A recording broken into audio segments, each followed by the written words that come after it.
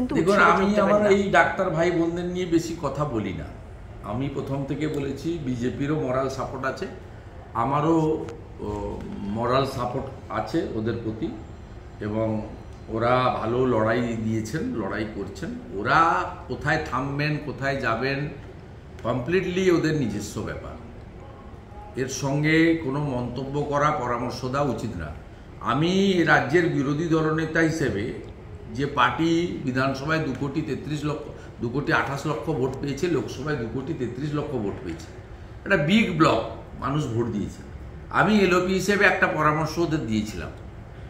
যখন রাজ্য সরকার ওদের চিঠি দিয়ে ডাকলো, আমি তখন বলেছিলাম যে আপনারা এই আন্দোলনকে অরাজনৈতিক রেখেছেন,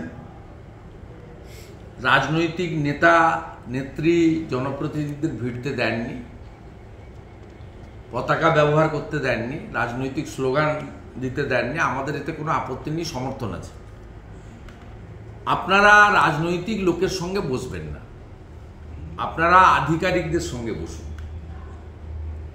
আমি সেদিন পরামর্শ দিয়েছিলাম এয়ারপোর্টের গেটে দাঁড়িয়ে, মুখ্য সচিবের সঙ্গে বসুন, সাংবিধানিক প্রধান রাজ্যপালের মধ্যস্থতায় বসুন। আপনি আপনাদের যেহেতু অরাজনৈতিক আন্দোলন, রাজনৈতিক ব্যক্তিত্ব মুখ্যমন্ত্রী হতে পারে প্রশাসনিক কর্তৃক, after all she is political figure, public representative, এবং একটা পার্টিকে তিনি বিলংস করেন বা লিডারশিপ দেন। সেটা ওরা শোনেনি। ন্যাচারালি আমি আর নতুন করে আমার ভাই বোনদের পরামর্শ দিতে চাই না। শুধু একটা খবর পেয়ে খুব কষ্ট লাগলো, ওরা একটা কনভেনশন করার জন্য ধনধান্য বুক করেছিল এবং ফিরহাদ হাকিমের কাছে কনসেশন চেয়েছিল রেটে। প্রথমে কর্পোরেশন পারমিশন দেওয়ার পরেও পরে আমার মনে হয়েছে মুখ্যমন্ত্রীর নির্দেশে ওই পারমিশন প্রত্যাহার করা হয়েছে, বাতিল করা হয়েছে। তাদের ওদের কি চোখে মুখ্যমন্ত্রী দেখেন বা তৃণমূল দেখে, এইটা থেকে প্রমাণ হয়ে গেল এই ঘটনা থেকে। এটা আমি শুনেছি এবং এটা আমার খারাপ লেগেছে।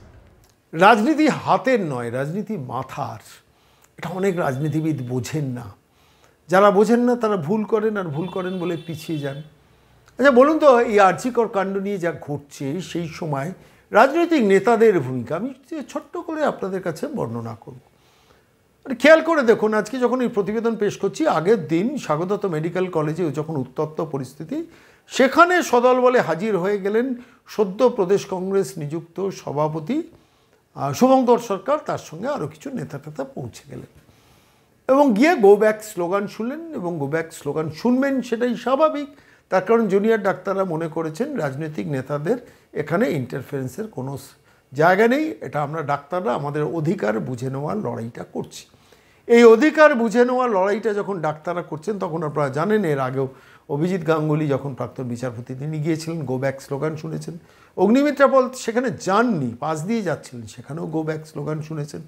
এবং আরও কিছু কিছু রাজনৈতিক নেতা ইতিউতি শুনেছেন, যেটা ক্যামেরায় ধরা পড়েনি, গো ব্যাক স্লোগান শুনেছেন। জুনিয়র ডাক্তাররা এটাকে পুরোপুরি রাজনৈতিক দল পরিচিত মুখ থেকে একটু দূরে সরিয়ে রাখতে চাইছে। সেটা তাদের অবস্থান। এই অবস্থানে জায়গা দাঁড়িয়ে রাজনৈতিক নেতাদের ভূমিকাটা কী হওয়া উচিত ছিল, যে দেখুন ইন্টেলিজেন্ট পলিটিক্স করতে গেলে না খুব স্ট্র্যাটেজিক্যালি করতে হবে। শুভেন্দু অধিকারী একটা ছোট্ট বক্তব্য আপনাদের শোনাবো। যে বক্তব্যটা যে বক্তব্যটা আপনারা শুনছেন, সেই বক্তব্যটায় একটা কথা খুব স্পষ্ট শুভেন্দু অধিকারী বলেছেন, যে স্পষ্টতা আমি যদি পাই আমি আপনাদের কাছে শোনাবো। যেখানে শুভেন্দু অধিকারী বলছেন যে জুনিয়র ডাক্তারদের আমি একটা পরামর্শ দিয়েছিলাম, যে পরামর্শটা প্রকাশ্যেই দিয়েছিলাম, যে আপনারা রাজনৈতিক নেতাদের সঙ্গে কোনো বৈঠকে বসবেন না, আপনারা একদম পুরোপুরি অ্যাডমিনিস্ট্রেটিভ নেতাদের সঙ্গে, অ্যাডমিনিস্ট্রেটিভ অফিসারদের সঙ্গে, আইএস, বিপিএস বা আইপিএসদের সঙ্গে বৈঠকে বসুন আপনাদের দাবিগুলো আদায়ের জন্য। তারা যে কোনো কারণেই হোক রাজ্যের মুখ্যমন্ত্রীর সঙ্গে বসেছেন, সেটা না বসলেই ভালো হতো। কিন্তু এইটুকু পরামর্শ দেওয়া ছাড়া আমি তাদের ব্যাপারে কখনো কোনো ইন্টারফেয়ার করিনি এবং আমি তাদের পূর্ণ সমর্থন জানাই। আমি লিডার অফ দ্য অপোজিশন হিসেবে জুনিয়র ডাক্তার আন্দোলনকে সম্পূর্ণ সমর্থন জানাচ্ছি এবং ডাক্তারদের এই আন্দোলনকে সর্বান্তকরণে সমর্থন জানাচ্ছি। This is what intelligent politics is. যে একজন রাজনৈতিক নেতা যখন বুঝতে পারছেন ডাক্তাররা রাজনৈতিক নেতাদের ডাইরেক্ট ইন্টারফারেন্স চাইছেন না, তিনি পরিষ্কার পরিচ্ছন্নভাবে তার অবস্থানটাকে ক্লিয়ার করেছেন। অবস্থানটা কি ক্লিয়ার করেছেন? এইটা যে আমার সমর্থন থাকছে, আমাদের সমর্থন থাকছে। দেখুন, সাধারণ মানুষ কিন্তু জুনিয়র ডাক্তার বা ডাক্তারদেরই আন্দোলনের সঙ্গে মিলেমিশে গেছেন। আর সেইখানে দাঁড়িয়ে যদি রাজনৈতিক নেতারা ভুল করেন, যে যা ডাক্তাররা যেখানে রাজনৈতিক নেতাদের ওয়েলকাম করছেন না, সেখানে যদি জোর করে আমি ঢুকে যাই, ঢোকার চেষ্টা করি, যেটা শুভঙ্কর সরকার গতকাল করলেন স্বাগতদত্ত মেডিকেল কলেজ হসপিটালে, কোনো প্রয়োজন ছিল বলুন? কোনো প্রয়োজন ছিল? কোনো নেসেসিটি ছিল? কোনো দরকার ছিল? শুধু ওই টিভির মিডিয়া বাইট যে দেখো আমাকে ওরা গো ব্যাক বললো। আছে কি দলটার? আমি বলছি দলটার আছে কি? পশ্চিমবঙ্গে প্রদেশ কংগ্রেস বা গান্ধী পরিবার এই রাজ্যের কংগ্রেস পরিবারকে প্রায় শূন্য নয়, মাইনাসে নামিয়ে দিয়েছে।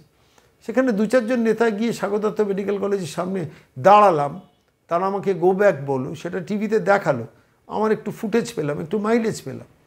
এতে দলের কি কিছু লাভ হলো? আমি বোঝেন না। আমি বলছি অনেক দলের নেতারা এরা বোঝেন না। অনেক মানে কোনো রাজনৈতিক দলের নেতারা ডাক্তার এই আন্দোলন সম্বন্ধে বাইরে থেকে মন্তব্য করছেন। সে মন্তব্যটা করা উচিত না। এটাতে সেসব রাজনৈতিক নেতারা বোঝেন না যে এর ফলে আলটিমেটলি সাধারণ মানুষের মনে একটা ভুল বার্তা যায় সেই রাজনৈতিক দল সম্বন্ধে। এবং সেইখান থেকে দাঁড়িয়ে আপনি দেখুন, শুভেন্দু অধিকারী কিন্তু দূর থেকে শুভেচ্ছা জানিয়েছেন, বলেছেন, সমর্থন জানিয়েছেন। ডাক্তারদের প্রতি আমার একটা পরামর্শ ছিল, কিন্তু আমি তাদের এই আন্দোলনকে সর্বান্তকরণে সমর্থন জানাচ্ছি। আমার যেমন মনে প্রশ্ন আছে যে ডাক্তাররা কেন স্বাস্থ্যমন্ত্রীর পদত্যাগ চাইবেন না, কেন পুলিশ মন্ত্রীর পদত্যাগ চাইবেন না, এই প্রশ্নটা আমি করছি। কিন্তু আমি ডাক্তারদের আন্দোলনের প্রতি সমর্থনটা 100 নয় 200% জানাবো। কারণ এরা নতুন স্টাইলে আন্দোলন করে বাংলার মানুষকে দেখিয়েছেন যে কোন পদ্ধতিতে কিভাবে আন্দোলনটা করা যায়, করা উচিত, করেছেন, করে দেখিয়েছেন, যার জন্য লাখ লাখ মানুষ রাস্তায় নেমেছেন, রাত জেগেছেন, ডাক্তারদের প্রতি সঙ্গে সলিডারিটি জানিয়েছেন। বৃহত্তর কমিউনিটি ডাক্তারি আন্দোলনের সঙ্গে জুড়ে গেছেন। সারা পৃথিবীব্যাপী, বিশ্বব্যাপী আলোড়ন তৈরি করতে পেরেছেন 31 বছরের ডাক্তার কন্যার এই নির্মম হত্যা এবং তার পরবর্তীকালে সেটাকে নিয়ে, আবার বলছি তার পরবর্তীকালে সেটাকে নিয়ে প্রশাসনের ভূমিকা নিয়ে এই যে তীব্র থেকে তীব্রতম রিয়াকশান হয়েছে। এই রিয়াকশানের ফলে একটা নেগেটিভ অ্যাটিটিউড তৃণমূল কংগ্রেসের প্রতি হচ্ছে, সরকারের প্রতি হচ্ছে, প্রশাসনের প্রতি হচ্ছে, নবান্নের প্রতি হচ্ছে। এই নেগেটিভ অ্যাকশানটাই পরবর্তীকালে যখন নির্বাচন আসবে, সেই নির্বাচনে যাতে রিফ্লেক্টেড হয়, রাজনৈতিক দলগুলোকে সেই জায়গা থেকে কাজটা শুরু করা উচিত, সেই জায়গাটাতে কাজ করা উচিত, বিকল্প গভর্নেন্সের কথা বলা উচিত। আমরা এলে কি সিস্টেম গড়ে তুলব হসপিটালগুলোতে, সেইগুলো নিয়ে কথা বলা উচিত। আমরা এলে কতজন ডাক্তার নিয়োগ করব, আমরা এলে কতজন নার্স নিয়োগ করব, আমরা ইকোনমিটাকে কীভাবে সংশোধন করব, রাজনৈতিক দলগুলো সেই জায়গা থেকে কথা বলুক।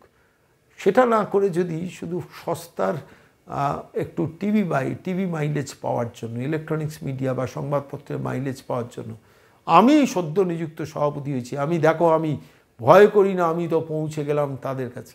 বোকা বোকা রাজনীতি, বোকা বোকা রাজনীতি। আমি আবার বলছি, এটা হচ্ছে বোকা বোকা রাজনীতি, ইন্টেলিজেন্ট পলিটিক্স নয়। শুভঙ্কর সরকার সেটাই করলেন। আসলে দলটার পশ্চিমবঙ্গে এই জায়গাটা শেষ।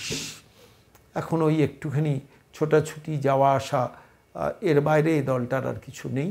যাই হোক, তারা তাদের অবস্থান ক্লিয়ার করেছেন, কিন্তু এতে হেও হলো ওই শতবর্ষ প্রাচীন দলটা কংগ্রেস। সেটা বোঝার ক্ষমতা কি শুভঙ্কর সরকারদের আছে? আমার মনে হয় সেটা বোঝার ক্ষমতাও এদের নেই। আমায় তো টিভিতে দেখিয়েছে, আমার কথা তো টিভিতে শুনেছে, ব্যাস আমি খুশি। দূর থেকে পুরো ব্যাপারটাকে সমর্থন জানানো যেত না? ভাববেন শুভঙ্কর সরকাররা, আমি বলছি আপনাদের যে এই বোকা বোকা রাজনীতির দিন কিন্তু পশ্চিমবঙ্গের মাটিতে শেষ। ডাক্তাররা দেখিয়ে দিয়েছেন নতুন করে, সেখান থেকে কিছু নেওয়ার চেষ্টা করুন। না, যদি না নিতে পারেন মহাশূন্যেই বিলীন হয়ে থাকবেন যেমন গেছেন।